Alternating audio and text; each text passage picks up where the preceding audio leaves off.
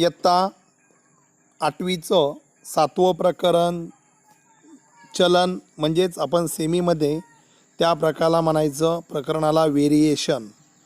तर व्हेरिएशन हे जे प्रकरण आहे चलन हे कशावर डिपेंड आहे हे आपण बघणार आहोत. काय आहे याच्यामध्ये नेमकं काय बघायचं आपल्याला.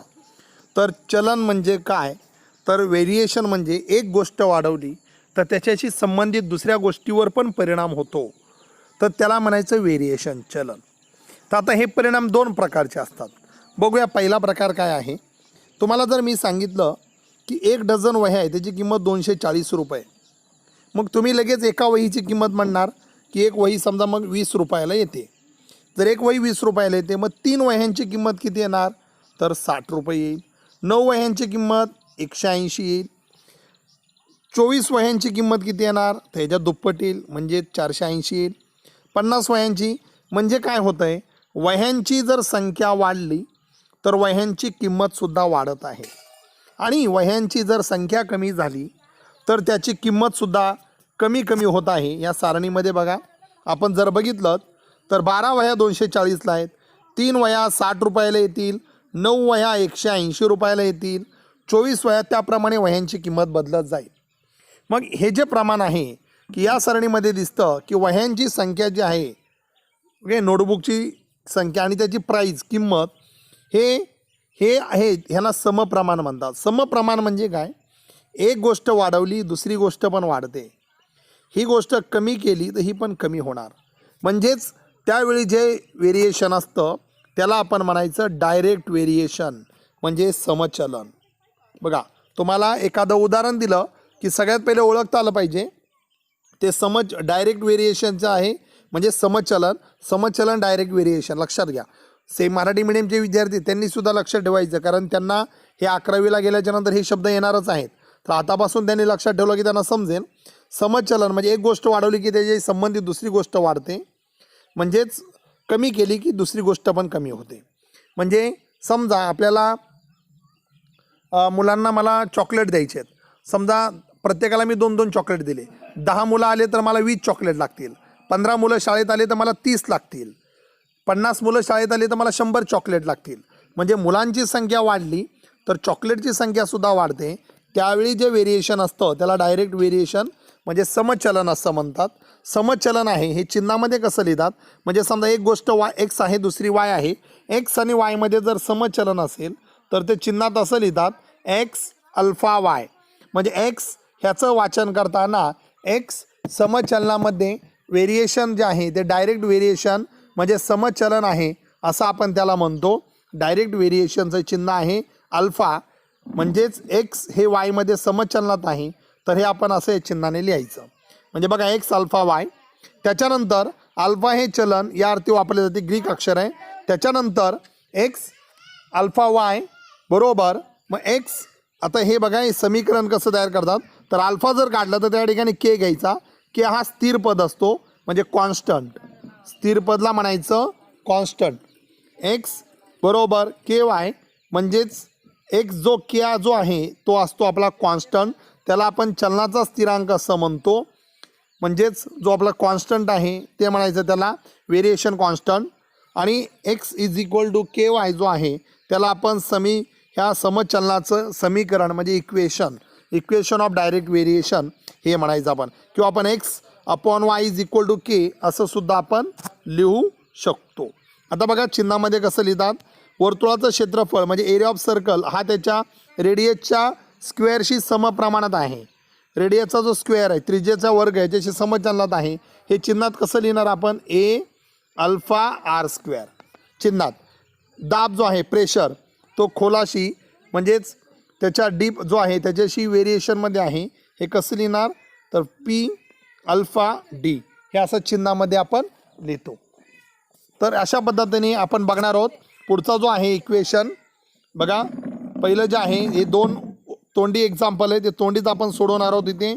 की वर्तुळाचा जो परिघ आहे सर्कम्फरन्स रेडियसची म्हणजे त्रिज्येशी समचलनात असतो. मग हे चिन्हाचा वापर कसं लिहिणार, तर पहिल्याचं उत्तर बघा कसं लिहायचं, सी अल्फा आर असं लिहायचं. म्हणजे जो सर्कम्फरन्स आहे वर्तुळाचा परिघ हा त्रिज्येशी समचलनात असेल तर सी अल्फा आर लिहितात.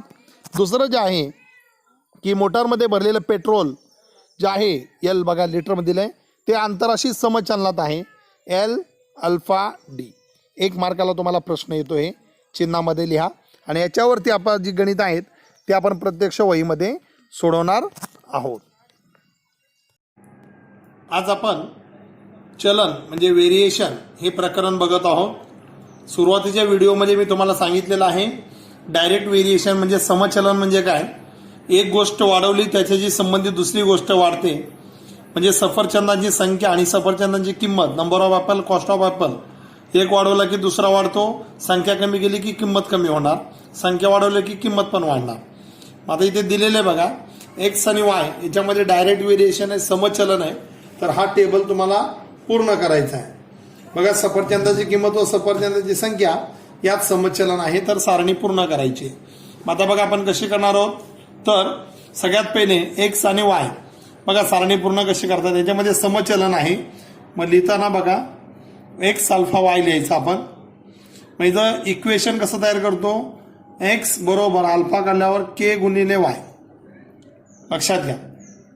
मग आता इथे पहिल्यांदा एक्स आणि वायची किंमत माहिती आहे तुम्हाला किती 1 आणि 8, त्याच्यावरून के ची किंमत काढायची. म्हणजे बघा काय येणार, एक्सची किंमत किती 1 बरोबर के गुणिले 8, म्हणजे के ची किंमत किती आली बघा 8 इथे गुणिले इकडे आल्यावर भागिले 1/8 बरोबर के, म्हणजेच के ची किंमत आली 1/8. आता याच्यावरून आपण समीकरण तयार करायचं. समीकरण बघा कसं येणार, म्हणजे इथे के ची किंमत परत ठेवायची, त्याला म्हणायचं समीकरण. म्हणजे येणार एक्स बरोबर 1/8 गुणिले वाय, हे आपलं इक्वेशन आहे समीकरण. आता याच्यामध्ये ज्या किमती माहीत नाही, आता ही 4 आणि दिलेली त्यामुळे माहीत नाही. आता बघा इकडे वायची किंमत किती दिलेली 56 आणि आपल्याला एक्सची किंमत काढायची.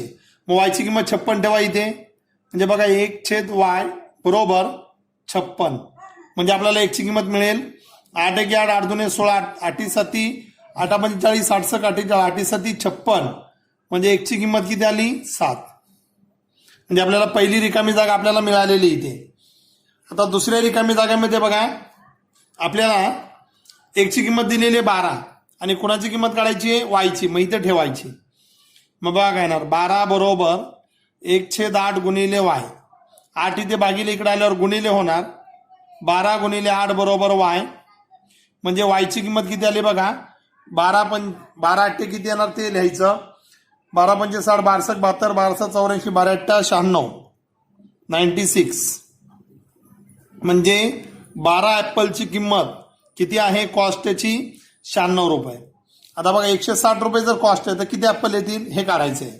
मग काय करणार सेम असंच, आणि मग टेबल आपण पूर्ण लिहायचा परत रिकाम्या जागा. ह्या ज्या रिकाम्या जागा आहेत आपल्याला दिलेल्या बघा ह्या आपल्याला भरायच्या आहेत, काय रिकाम्या जागा येतील त्या. आता पहिल्यांदा हे असं समीकरण तयार करायचं. मग ज्या किमती माहीत नाही त्या इक्वेशनमध्ये, हे इक्वेशन झालं, ह्याच्यात ठेवून द्यायच्या.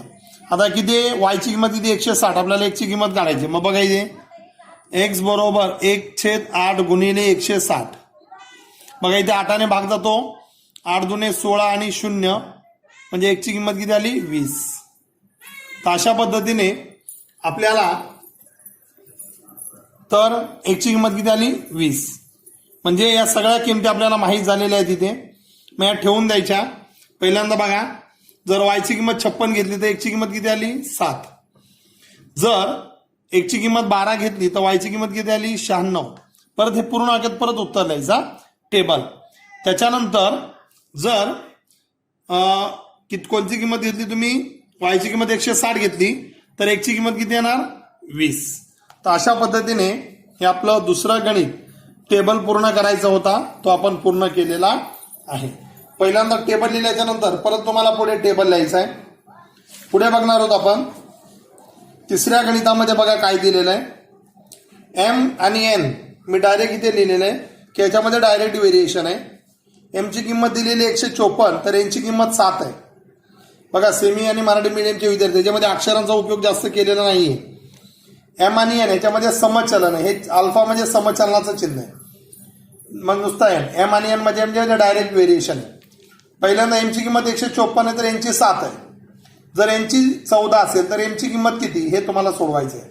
मग पहिल्यांदा समचलन आहे हे लिहायचं आणि के काढून इक्वेशन तयार करायचं. ही आपली नेहमी पहिली पायरी पाहिजे. म्हणजे बघा काय येणार एम अल्फा एन एम बरोबर के गुणिले एन. हा जो के आहे हा आपला काय आहे स्थिरांक आहे म्हणजे कॉन्स्टंट. सेमीचे विद्यार्थी लिहिणार कॉन्स्टंट आहे. मग आता हे आपलं बघा आता इथे एम आणि यांच्या किमती सुरुवातीला दिलेल्या आहेत त्या ठेवा. इथे एम दिलेला आहे 154 आणि एम दिलेला आहे 7. मग तो इथे ठेवा आणि के काढून घ्यायचा. म्हणजे 154 बरोबर के गुणिले 7. 7 इथे भागिले इकडे आल्यावर गुणिले होणार. म्हणजे बघा काय येणार 154 भागिले 7 बरोबर के. मग 7ने भाग लावायचा आणि के ची किंमत काढायची.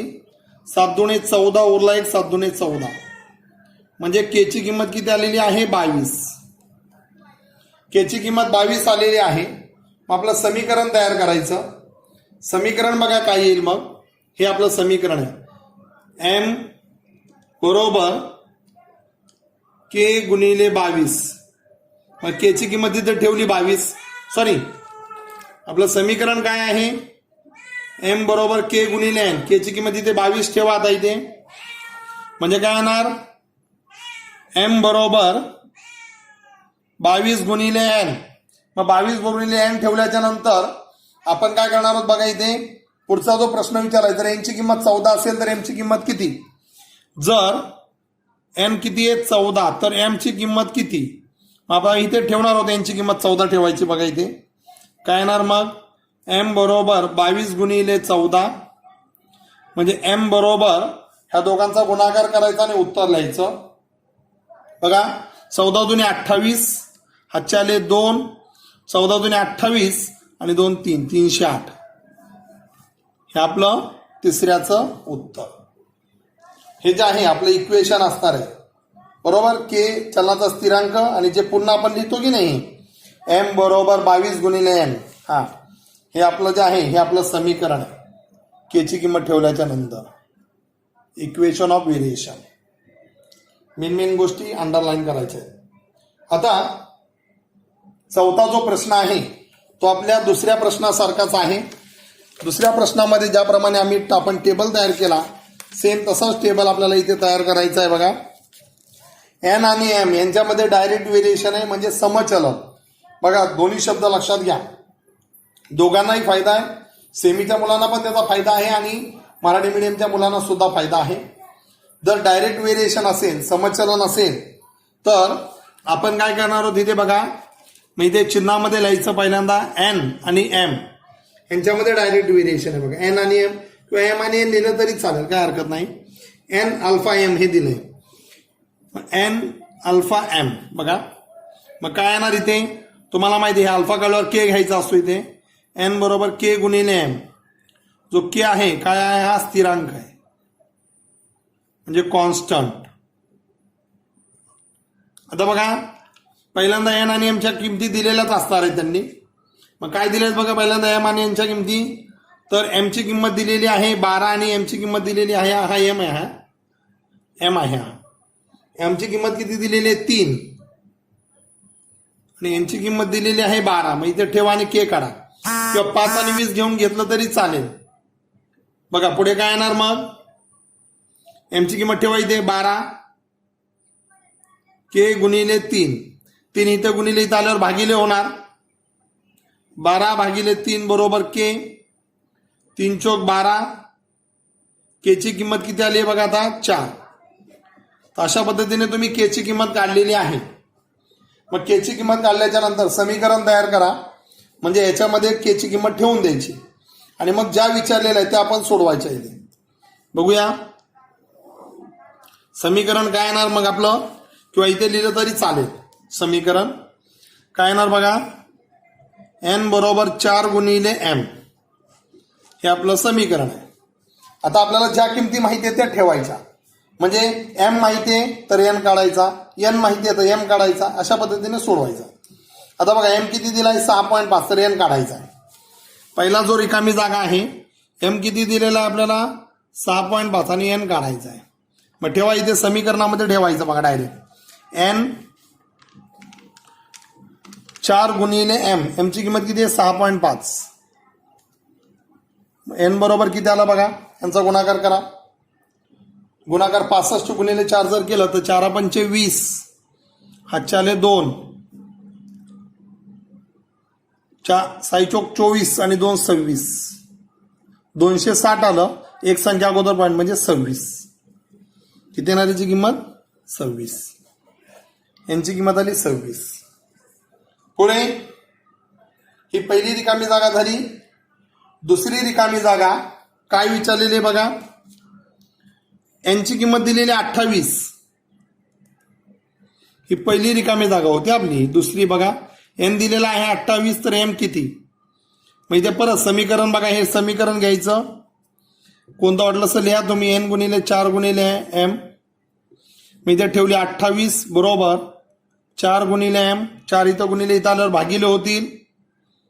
28 भागिले 4 बरोबर एम. 4 गुणिले 4 7 28, म्हणजे एमची किंमत किती आली 7. आता दुसरी रिकामी जागा पण झाली. तिसरी रिकामी जागा बघा, इथे काय विचारलेली आहे तुम्हाला. एमची किंमत दिलेली आहे 1.25 आणि एनची किंमत विचारलेली आहे. मग समीकरण काय आहे बघा आपलं. 4 गुणिले एम. मी इथे ठेवली एन बरोबर 4 गुणिले 1.25, म्हणजे 1.25 ला 4 ने गुणायचं. जे उत्तर येईल त्याच्या दोन संख्या अगोदर पाहिजे. 4 पंचे 20, 2, 4 2 8, 2 10, चला 1, 4 1 4 म्हणजे 5. दोन संख्या अगोदर पाहिजे. 5.00 म्हणजेच किती आली 5. आणि अशा पद्धतीने ह्या सारणी परत पूर्ण सारणी लिहायची, हेच नका लिहू. आणि मी ही सारणी अशी पूर्ण लिहायची. म्हणजे जर 6.5 किंमत असेल तर यांची किंमत किती येते 26. रिकामी जागा बघा. दुसरी जर यांची किंमत 28 असेल तर एमची किंमत किती येते 7. आणि जर एमची किंमत 1.25 असेल तर यांची किंमत किती येते 5. तर अशा पद्धतीने तुम्हाला सारणी पूर्ण करता आली पाहिजे. अतिशय महत्वाचं गणित आहे आणि खूप महत्वाचे. पुढे बघा, 5वे गणित जे आहे ते तुम्हाला काय विचारलेलं आहे. असंच आहे. काय दिलंय मी तोंडी वाचतोय पहिल्यांदा. वाय हे 1च्या वर्गमुळाशी समचलनात बदलते. म्हणजे जो वाय आहे तो 1च्या स्क्वेअर रूट, 1चा जो स्क्वेअर रूट आहे त्याच्याशी डायरेक्ट प्रपोर्शन मध्ये आहे. जर पहिल्यांदा विचारलंय 1ची किंमत 16 आहे आणि वायची किंमत 24 आहे, तर चलनाचा स्थिरांक म्हणजे कॉन्स्टंट ऑफ व्हेरिएशन तुम्हाला विचारलंय. आणि इक्वेशन ऑफ व्हेरिएशन म्हणजे चलनाचे समीकरण सुद्धा विचारले. 2 प्रश्न विचारलेले आहेत. आता बघा इथे काय करणार तुम्ही. मग पहिल्यांदा एक्स आणि वायच्याच किमती दिलेल्या आहेत आणि फक्त के ची किंमत काढायची आणि इक्वेशन तयार करायचं आहे. मग काय येणार बघा इकडे. Y alpha under square root x, कारण 1च्या वर्गमुळाशी आहे. मग सेम आपली ती प्रोसेस. वाय बरोबर हा काढला की के घ्यायचा, के गुणिले रूट एक्स. आता तुम्हाला वाय आणि एक्स दोघांच्या किमती दिलेल्या आहेत. वायची किंमत 24 आहे आणि एक्सची किंमत दिलेली आहे 16. इथे ठेवा बरं आणि के ची किंमत काढवा बरं. 24 के गुणिले रूट 16. आता 16चं स्क्वेअर रूट निघतं किती आहे 4. 24 बरोबर के गुणिले 4 येणार. 4 इथं आल्यावर भागिले होईल. के 4 पंचे 20, 4 सक 24, म्हणजे के ची किंमत किती आली 6. बघा हा आपला काय आहे कॉन्स्टंट ऑफ व्हेरिएशन, चलनाचा स्थिरांक. ओके. आणि इक्वेशन जे आहे आपलं ते काय येणार बघा. समीकरण ते पुन्हा इथे ठेवायचं. बघा केच्या ठिकाणी वाय बरोबर 6 गुणिले रूट एक्स हे जे आहे हे आपलं इक्वेशन आहे. मग शेवटी पुन्हा एकच उत्तर लिहायचं आपलं. इथे बघा कॉन्स्टंट ऑफ व्हेरिएशन म्हणजे चलनाचा स्थिरांक के बरोबर आला 6. सेमीच्या विद्यार्थ्यांनी वरचं लिहायचं, मराठी मीडियमच्या विद्यार्थ्यांनी मराठीत लिहायचं. आणि इक्वेशन ऑफ व्हेरिएशन